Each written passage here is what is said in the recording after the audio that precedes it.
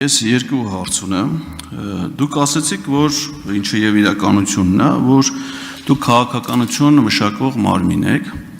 բայց ցանկացած նախարարություն իր քաղաքականությունը մշակում է հիմնվելով կառավարության գործունեության ծրագրի հիման վրա։ Ես ուզում եմ,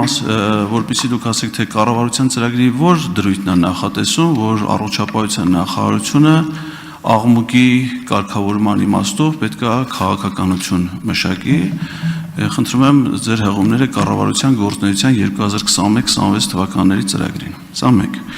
Երկրորդը, երբ որ դուք քաղաքականություն եք մշակում, ձեր քաղաքականությունը պիտի հիմնված լինի հանրային առողջության մասին օրենքի վրա, բնականաբար պետք է նախարարություն իր քաղաքականության մեջ սահմանի առաջնահերթությունները, թե որոնք են առաջնահերթությունները քաղաքականության առումով, հանրային առողջության կազմակերպման իմաստով, որտեղ կան հիվանդություններ, որոնց տարածումը, որոնց ազդեցությունը հանրային առողջության վրա շատ ավելի մեծ է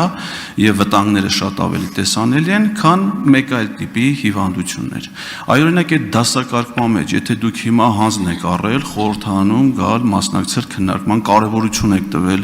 դրան ձեր ներկայության պատվելու այդ քննարկումը, ես ուզում եմ, որպեսզի դուք ասեք, ձեր դասակարգման մեջ աղմուկը որ երրորդ տեղում է, ասենք օրինակ վարակիչ հիվանդությունների,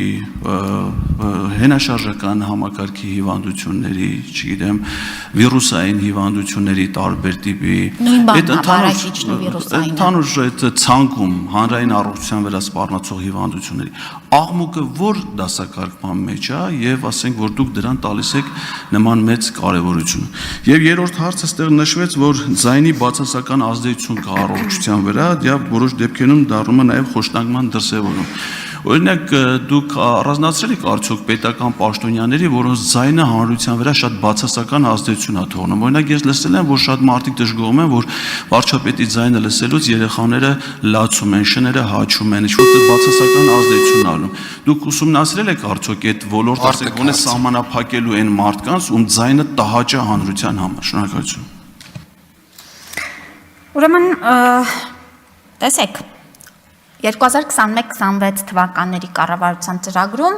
մի ամբողջ գլուխ հատկացված է եւ առաջի անգամ է, որ ռազմավարական առումով կառավարությունը անդրադառնում է նաեւ շրջակա միջավայրի ազդեցությունը առողջության նկատմամբ որպես առանձին միջոցառումների խումբ անդրադառնալով։ Եվ սրա շրջանակներում, այո, հանրային առողջության մասին օրենքը մեր կարևոր գործառույթներից եւ միջոցառումներից է, որ դրա փոփոխությունը իրականացրել ենք։ Այսինքն, այո, սա բխում է նաեւ մեր ռազմավարությունից եւ կառավարության ծրագրից։ Ուրեմն շարունակելով հարցը, ինչպես ենք կարևորում առաջնահերթությունները, ինչպես ենք որոշում, սա եւս ուրեմն շատ ինչպես ասեմ, ինձ թվում է հանրային մատչելի տեղեկատվություն է, ընդհանրապես քաղաքականությունները մշակվում են ելնելով ուրեմն ստատիստիկ տվյալներից, հիվանդացության մակարդակից, խնդիրների կարևորությունից, վերլուծություններից, միջազգային կառույցների ուրեմն տրված եզրահակացություններից եւ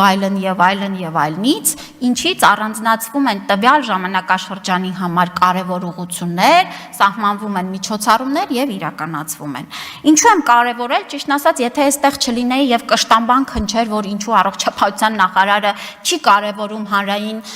ուրեմն հնչեղություն ունեցող հարցին ներկայանալ եւ իր ուրեմն ներկայությամբ այստեղ նաեւ ելույթ ունենալ, գուցե հասկանալի լիներ, բայց հակառակը, ճիշտն ասած, տարակուսալի է, մնացածը ուրեմն արդեն այլ չեմ էլ անդրադառնում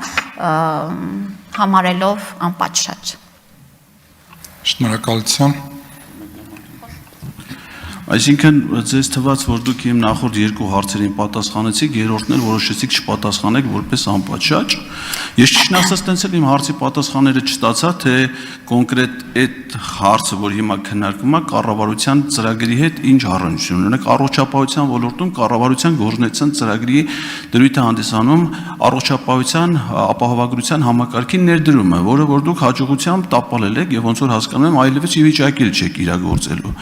Ես ասում եմ իմանալ, թե առաջնահերթությունների մեջ ինչ դասակարգում ունի աղմուկը, այդ հարցին էլ դուք չկարողացաք պատասխանել։ Այսինքն, իհարկե հնարավոր է որ հարցերի մարդ չկարողանա պատասխանել, բայց այդ դեպքում կարծում եմ ճիշտ Քոչարյանը ուղղակի ի սկզբանե հրաժարվել, ասել, որ իմ ենթադրեք մասնագիտական կամ այլ կարողությունները չեն բավարարում հարցերին պատասխանելու համար, քանի այդ հարցի կապակցությամբ ուղղակի ձայն արտաբերել։ Շնորհակալություն։ Գիտեք, Հայաստանի Հանրապետությունը ժողովրդավարական, ազատ խոսքի երկիր է եւ կարող եք հաջորդիվել շարունակել այդպես ինքնաարտահայտվել, եթե ձեզ թվում է դուք հարց տվեցիք, ուրեմն ես էլ ձեր հարցերից փորձեցի ողջամիտ կտոր առանձնացնել եւ պատասխանել։ Ինչքան որ պատասխանեցի, խնդրեմ բավարարվեք։ Ես վարողի իրավունքով, պարոն Ղազարյան, մենք ուրախ ենք, որ դուք ոչ մի լսում բաց չեք թողում։ Երևի այդպես էլ կշարունակեք, բայց եկեք այնուամենայնիվ զավեշտի չվերածենք այս քննարկումը։ Եվ երբ որ ազգային ժողովը լսումներ է կազմակերպում, հրավիրում է գործընկերներին գալու ստեղ ներկայացուցիչ, դա չի նշանակում, որ իրանք այլ աշխատանք եւ անելիք չունեն, թե կառավարության ծրագրով սահմանված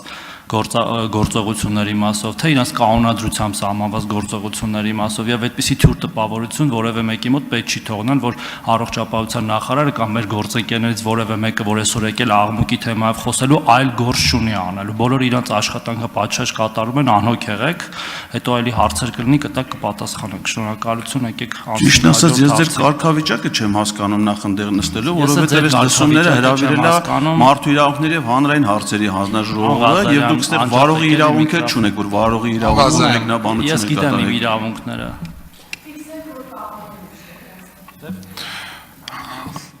Անուշ Պողոսյան, համեցիկ։